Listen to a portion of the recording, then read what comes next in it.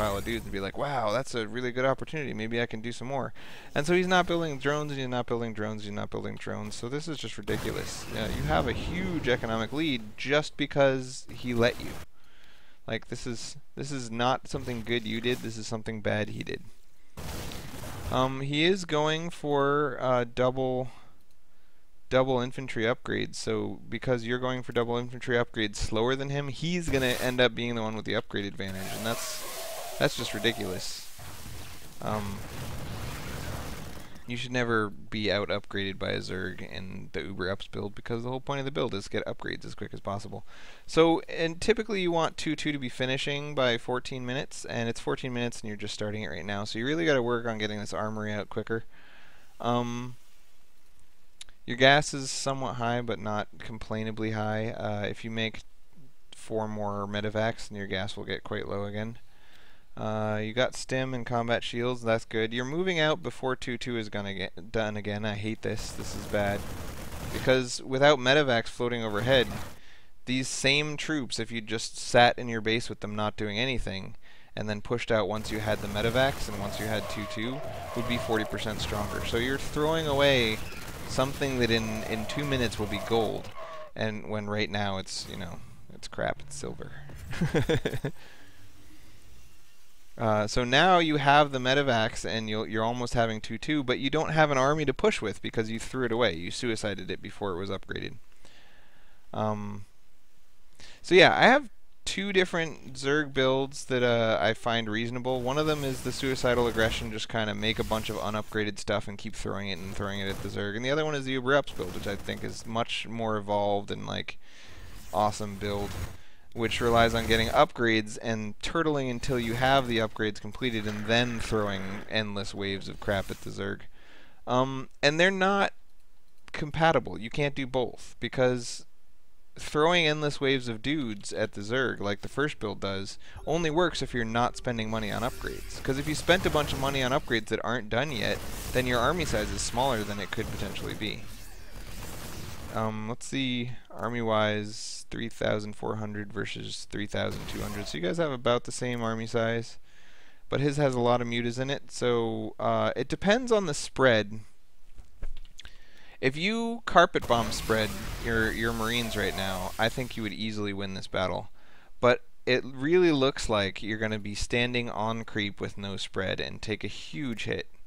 So units lost before this battle, you were ahead by 600. And now you're like, get in the medevacs, and that's the right choice. You see a bunch of banelings coming, you're not spread out, it's time to get in the medevacs. And you did it! Oh, beautiful. Beautiful. Good job, that's great. Now obviously these mutas are right here, so the second you complete loading into the medevacs, start dropping them right back out again, and these banelings will start popping 2 against 1.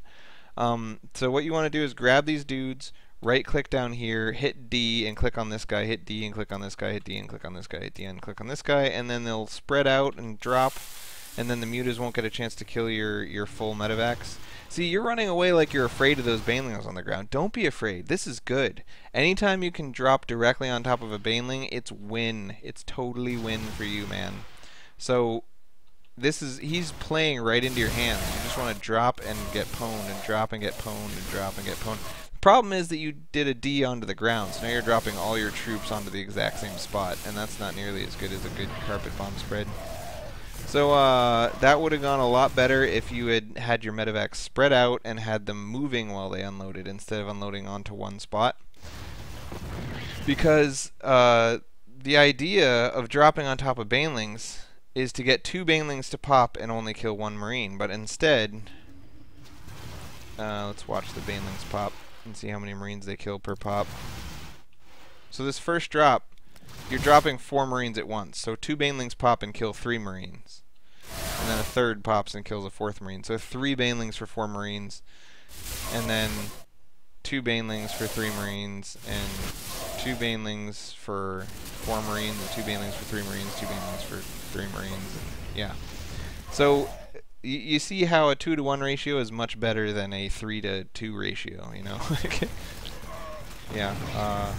That went pretty badly just because of your I mean, it's hard to train yourself to, when you have exactly 1 second to make the decision about what to do, to make the right decision.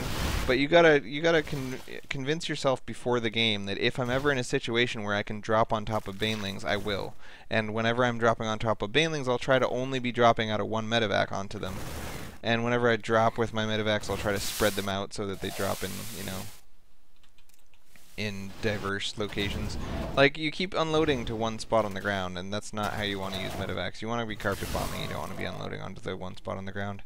So a lot of this, these battles, you have the right units to beat him, and you have the right number of units to beat him, and you're losing because of how you're doing it, if that's explained well enough. Also, whenever you're out there trying to fight and win the game, don't have units in your bunkers. Unload these units and bring them with you, and then rally your troops right here, so that if he does come and try to get by your bunkers, you can hop in them if need be. But if he's not attacking, you don't want to be leaving units back home, because that's 12 units that would be very handy in the actual attacks. These mutas are not really the thing giving you problems. I know you feel like the mutas gave you a lot of problems in this game. But what's really giving you the problem is your spread versus these banelings. This is a really common thing, is to lose a planetary fortress to a big pile of banelings, but I just want you to pay attention to the units lost here. You have lost 1,000 more than him. Now watch. He knocks down your planetary fortress, and now you've lost 400, 500, 600 more than him. So that was a pretty significant loss for him, right?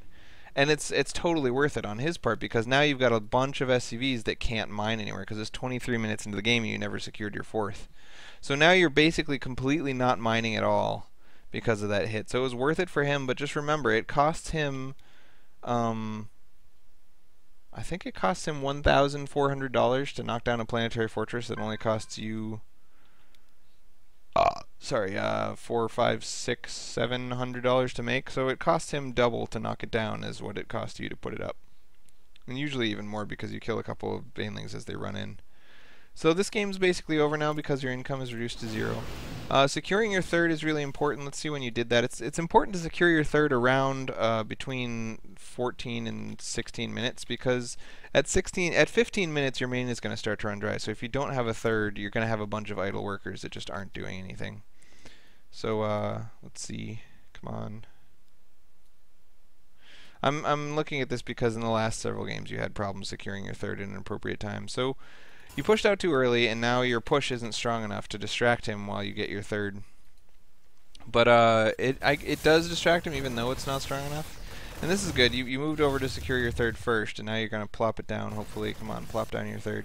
So whenever you're in his base looking at your troops, in order to respond to that, he has to be in his base looking at your troops, and that's the perfect time to get your expo. Like I was saying, you get your first expo when your troops are in his main, and then you get your second expo when his troops are in his main. So right now is when the expo needs to be going on. Like, you're watching your troops. That means he's watching your troops. That means nobody is preventing this expo. So it's a perfect time to get that expo.